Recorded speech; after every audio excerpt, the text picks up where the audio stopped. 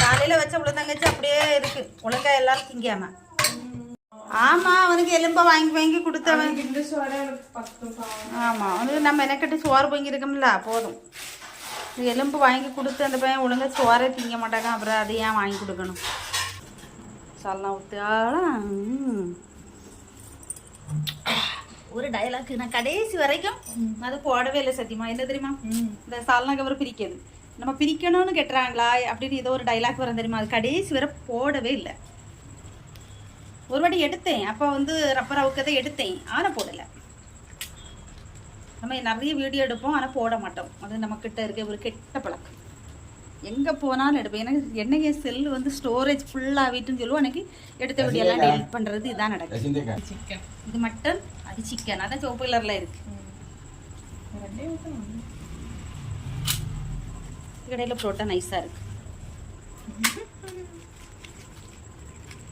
அப்போ நீங்கள் என்ன சொல்கிறீங்க, எந்த கடையில் திக்காக இருக்கு? அது சொல்லக்கூடாது. அது எந்த கடையில் எனக்கு தெரியாது. ஒரு பொருள் நல்லா இருக்கு அப்படின்னு சொல்லணும், நல்லா இல்லை இந்த கடையில் வாங்குறது அப்படின்னு மட்டும் சொல்லிடக்கூடாது. உடனே அவளுக்கு மனசு வந்துடும், பார்த்துட்டு சங்கடப்பட்டுருவாங்க அப்படின்னு சொல்லிடுவாங்க.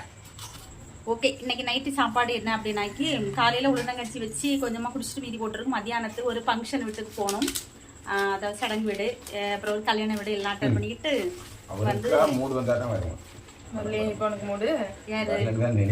தசீந்து இங்கே வரைக்கும் மூடு இல்லையா. ஓகே, தசீந்து சாப்பிட விட்டு வரல, அவர் நல்ல உறக்க டயர்டில் இருப்பான் அன்னைக்கு.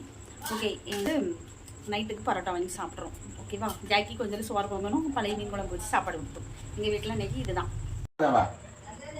பரோட்டா பிச்சுக்கிட்டு இருக்காவ. சத்தியமா பரோட்டா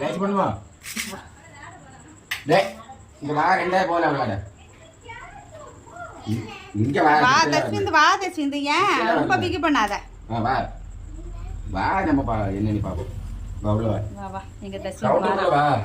வந்துரு உள்ள வா, வந்துரு வந்துரு. உட்காரு, உனக்கு பிளைட் நான் எடுத்து வச்சிட்டு போய்